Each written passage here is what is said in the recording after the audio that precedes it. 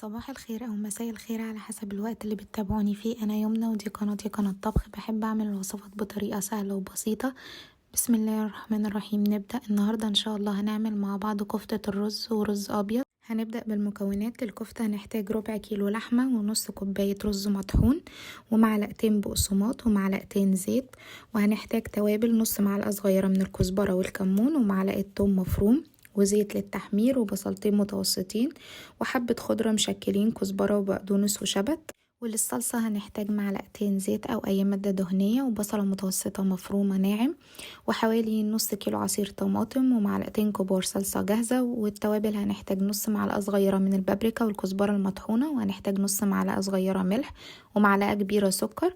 وللرز هنحتاج 250 جرام رز ابيض وحوالي معلقه سمنه بلدي ومعلقتين زيت، معلقه كبيره خل ابيض وشوربه تغطي رز وتزيد بحوالي 2 سنتي. هننزل بالبصل والخضره ونضربهم ناعم، وننزل بالتوابل الكزبره والكمون، وهننزل بنص كوبايه رز المطحون،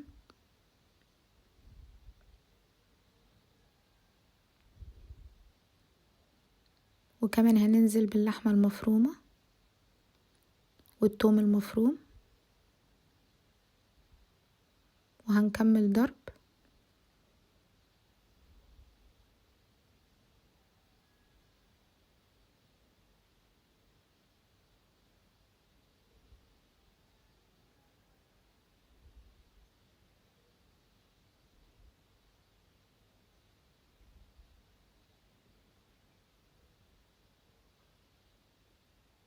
وأول ما الخليط يتجانس مع بعضه هنضيف معلقتين زيت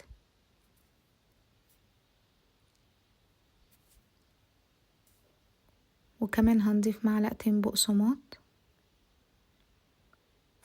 وهنكمل ضرب. واخيرا هنضيف الملح ونضرب الخليط مع الملح كويس.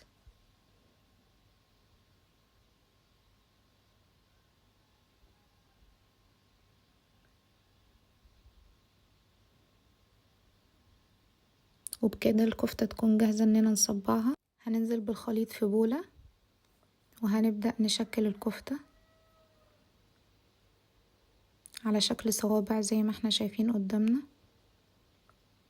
يكون حجمها متوسط لانها بتكش شوية في الزيت.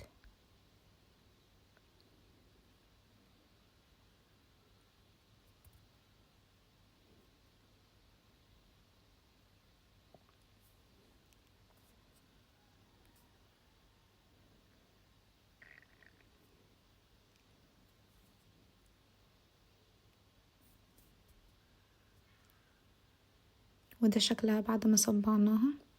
وفي زيت سخن هنبدأ ننزل بالكفتة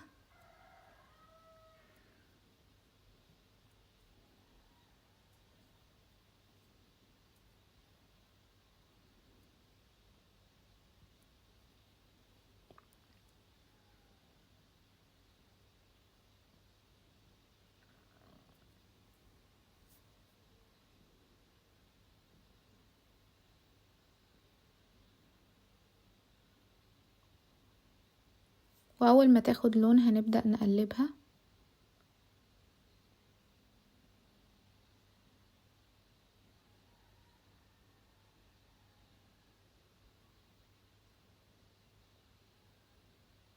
واول ما كلها يبقى لون واحد هنبدأ نطلعها من الزيت ونصفيها على مناديل.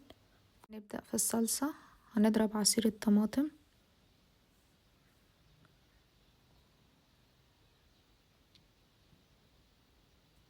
وفي حلة سخنة على النار هننزل بحوالي معلقتين زيت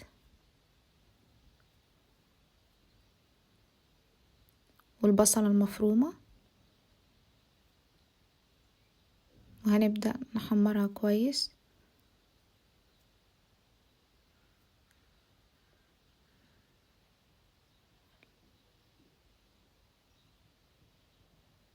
لحد ما لونها يغير. هننزل بعصير الطماطم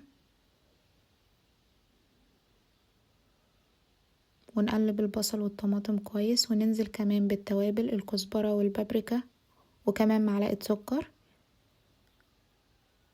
ونقلب الطماطم مع التوابل والسكر كويس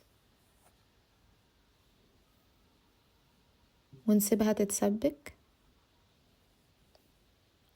وكمان هنضيف عليها معلقتين صلصة جاهزة. هنقلب الطماطم والصلصة كويس ونسيبها تتسبك، وأول ما توصل للشكل ده هنبدأ اننا نضيف الملح ونضيف لها حبة شوربة،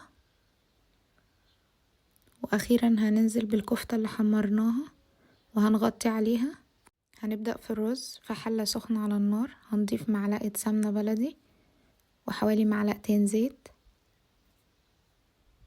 وهننزل بالرز المغسول وهنقلبه لحد ما يتحمر.